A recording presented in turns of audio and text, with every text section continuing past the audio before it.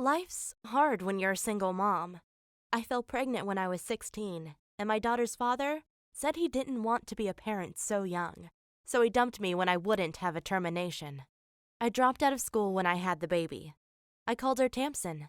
It was tough taking care of her alone. She didn't seem like other children. She needed a lot of extra care.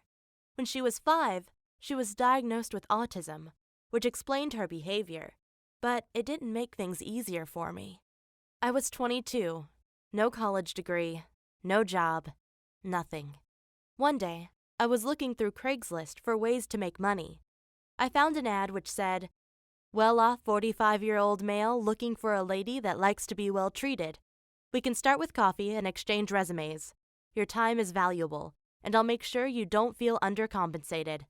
Hoping for a drama-free, mutually beneficial arrangement." It was obvious he was looking for a sugar babe. I'd never seen myself dating an older guy, but I was struggling to find work and still take care of my daughter, so I decided to send him a message, even though there wasn't a photo so I could see what he looked like. As I got ready to meet him, I felt really nervous, but I told myself it was going to be fine.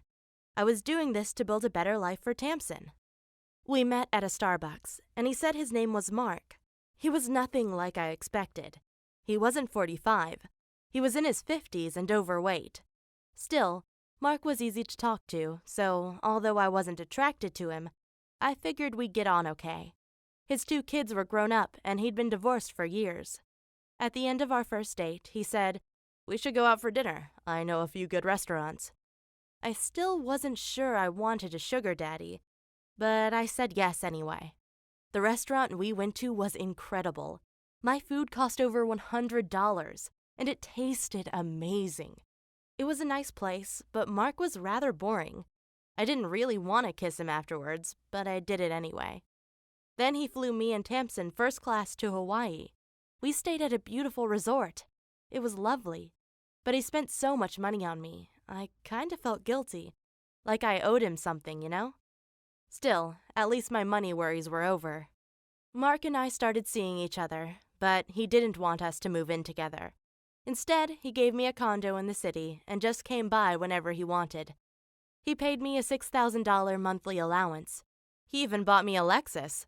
I gotta admit, I loved my new life. I sent Tamsin to a private kindergarten and started taking some college courses.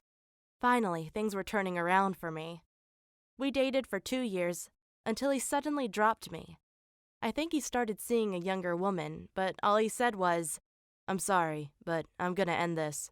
I didn't argue. I mean, it wasn't like there was a ring on my finger. But suddenly I had nothing. I hadn't graduated yet, and I'd never had a job.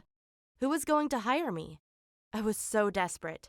I signed up for a sugar babe website. This time, it didn't go so well. I met up with this guy. Let's call him George. He was in his late 40s, and from the moment I met him, I had a bad feeling. I was too desperate to care, though, so I started dating him. He wasn't quite as rich as Mark, but at least he gave me enough money to stay in college. But he was always demanding. I came to see him whenever he wanted, and he asked where I'd been if I didn't show up straight away. If I went out with friends, he'd get really jealous. I felt like he wanted to control me. When he gave me an engagement ring after just 3 months, I knew I had to leave before I was in too deep. I texted him saying, "Sorry, but it won't work out." George went nuts. He came over and tried to break down my door. I had to call the cops to get him to leave. Yeah, he was a controlling maniac. I should never have started seeing him. In the end, I took out a big loan to finance my degree and cover my bills. But it was worth it. Now I'm working in an office with a stable salary, and I don't have to rely on a man to take care of me. Do I recommend finding a sugar daddy? Absolutely not. It's dangerous.